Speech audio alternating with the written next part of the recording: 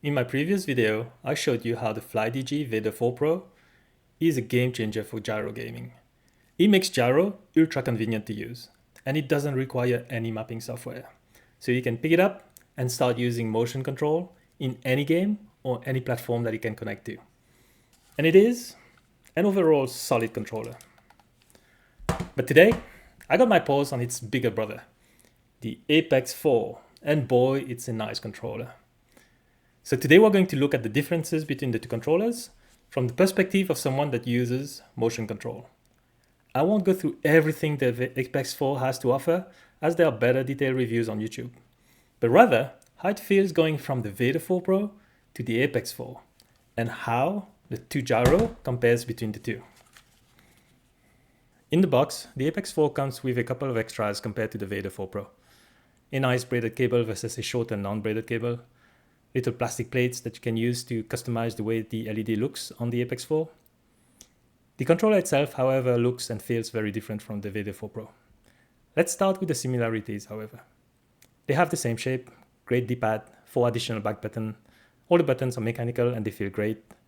Concave, replaceable and resistance adjustable thumbsticks. Memory to store 4 different profiles. They have LEDs that can be customized per profile. They can be charged with the same cradle. They have a mount for a smartphone holder on the top. As for the differences, the Apex 4 looks is unique even in its base version. It has a screen in the front and some fancy LEDs. It has adaptive force feedback triggers, but it doesn't have mechanical hair trigger. The Apex 4 has 2 less custom buttons than the Vader 4 Pro, the C and Z buttons. The Apex 4 is heavier, it has a rubber back, and it feels nice to hold. It also has a rather complicated faceplate that needs to be removed to adjust the resistance of the thumbsticks. In comparison, the Vader 4 Pro has an easy rotating ring. Other than those differences, I was expecting them to feel the same, but I have to say, the Apex 4 is a notch above. It feels premium in the hand. The weight and the quality of the materials have a big role to play in that. It is also engineered. It has a removable plate. It has a hidden tool that's holding place with a magnet, the screen here, which really doesn't do that much, and there's the fun adaptive trigger. These are all features that could have made it worse, but you know what? They pulled it off. It's well put together. One way I can explain the difference is that the Apex 4 feels like a Bentley. It's posh, it's fast, over-engineered, and it feels good. The Vader 4 Pro, on the other hand, it's like a Ford GT. It is still a supercar, uncompromising, looks great, but you cannot compare to the Bentley when it comes down to creature comfort. That is not to say one is better than the other. They are just very different beasts. They are both Xbox-shaped controllers, so expect to grab either and be able to rumble right away. But let's dive into the differences, starting with the thumbsticks. They both have Hall effects, with different internal mechanisms. They feel amazing, and you can adjust the resistance to your heart's content. But the Apex 4 gets the win here. Even though the resistance control takes a few steps to get access to, once you set it, it stays put.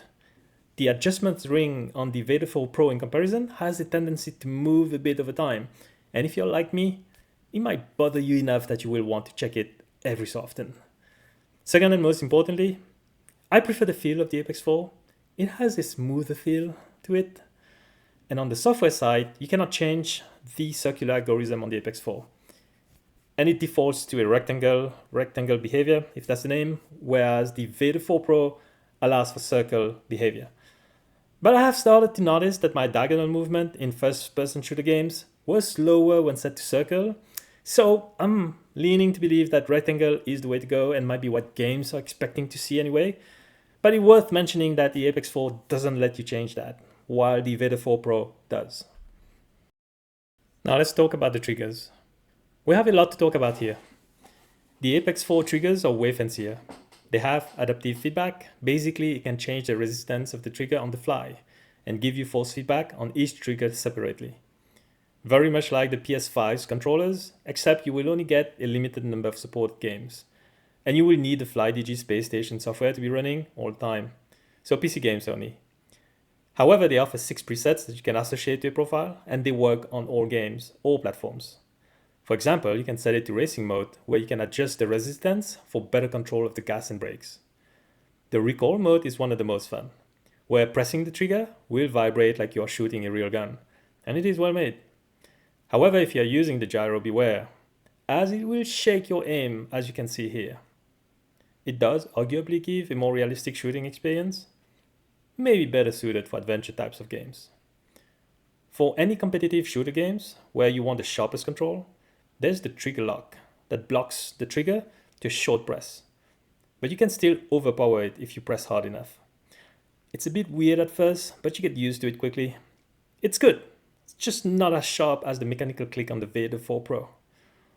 All of those settings can be mapped to 4 profiles, and when you change profile, the trigger feel changes with it, and there's a satisfying sound when the trigger motor is set in place. With the Apex 4, you can elevate yourself from those peasants that have to manually flip a switch.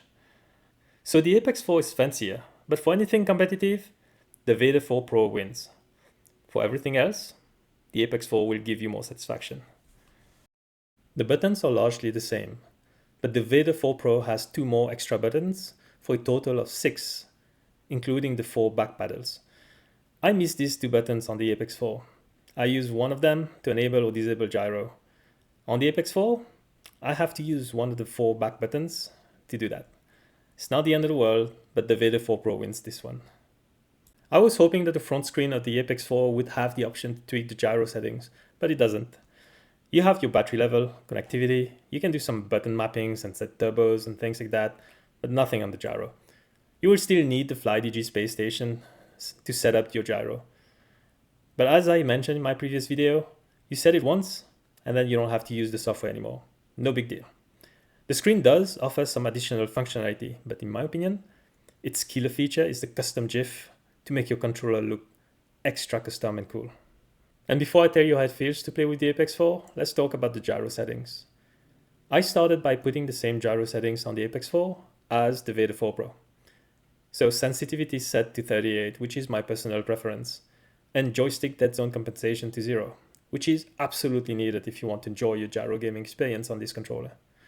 Check out my previous video if you want to know why. It is worth noting that the default value for the Apex 4 is 4 compared to 15 on the Vader 4 Pro. So by default, it is not as bad as the default set for the Vader 4 Pro. Now I wanted to mention that I mapped my gyro to the right joystick because it is the only setting that allows to use the controller and gyro in any game or platform. I have gotten comments that mapping to mouse is better, but that requires the Flydigi software or some other mapping software to be running in the background for it to work. Plus, theoretically, it adds some input delays. Not that I will ever notice it. However, with the right settings, like the 0 joystick dead zone compensation, I find the gyro experience to be as smooth as mapping to mouse. Also, mapping to mouse doesn't mean that you will be able to be as precise as a mouse or be able to do quick flicks like you do on a mouse. Gyro has some inherent limitations that will always give the mouse a leg up. I might do a video on the limitation of gyro one day. At the end of the day, whether the gyro is mapped to joystick or to mouse, they both use an algorithm to simulate the movement. Flydigi has this mapping built in the controller itself, and its own chip to handle the conversion. So that's a plus in my book. So how is it to game on the controller, with motion control on? Well, right off the bat, I thought the Apex 4's gyro was less sensitive because it seemed like the in-game movement was a bit smoother. However, as soon as I started playing, my muscle memory from the Vader 4 Pro kicked right in, and I was landing my shots with the Apex 4. So something was different, but it was not the sensitivity. To test further, I strapped both controllers on top of each other and recorded their output side by side. On smaller movements, both controllers are perfectly synced. However, I started noticing some differences on larger movements. While the Vader 4 Pro was going to the outer limit, the Apex 4 never did. To make sure, I switched their place, but it was still the same result in the end. Doing another test, where I do a consistent rotating motion with the controllers, it was clear that the Apex 4 has an outer dead zone, about 20% by my guess. What's weird is that the mapping, gyro to the left joystick, does not have any outer dead zone. There is no option in the Flydigi space station to change the outer dead zone. There aren't many options for gyro to begin with. So either this is a bug, or Flydigi sneakily set an outer dead zone to give a smoother feel when the gyro is mapped to the right joystick. And depending on how you use the gyro, it could feel smoother. The right joystick generally controls the in-game camera, and without the outer dead zone, the camera movement can feel jarring if you do not have a steady hand. So this works well when the gyro is used to do minute adjustment to aiming like I do. However, if you plan to use the gyro for quick camera turns like a 180, then this won't work well for you. I personally use it to fine-tune my aiming so it feels smoother for me. Is this a bug that somehow made the experience smoother? Or did Flydigi intentionally set it that way? I'm guessing it was intentional. However, I think Flydigi should put the option in their software so we can adjust the outer dead zone. Setting it like this intentionally is sneaky in my opinion. Okay, that took way longer to compare these two controllers than I thought it would. So which one should you pick? I say that if you play competitive shooters, you're better served with the Vader 4 Pro. It is uncompromising, the hair trigger is better, the gyro is precise, it is well built and there's no distraction. It is also about 2/3 the price of the Apex 4. You can't go wrong with the controller. Now, if you're willing to shell out a bit more, the Apex 4 is a marvelous controller. It has all the bell and whistle to make the controller itself fun to hold and use. What initially felt like party tricks turned out to be well implemented features that improve its enjoyment. The adaptive and force feedback triggers especially can make good games even more fun to play. And you can also play shooter games. It is just slightly less sharp than the mechanical triggers. Pick any and you'll be satisfied. But personally, I'll take the Apex 4. It makes the geek in me happy, and it is a smooth experience at the end of the day. And that's for the comparison between these two controllers. I hope you enjoyed it. Thank you very much.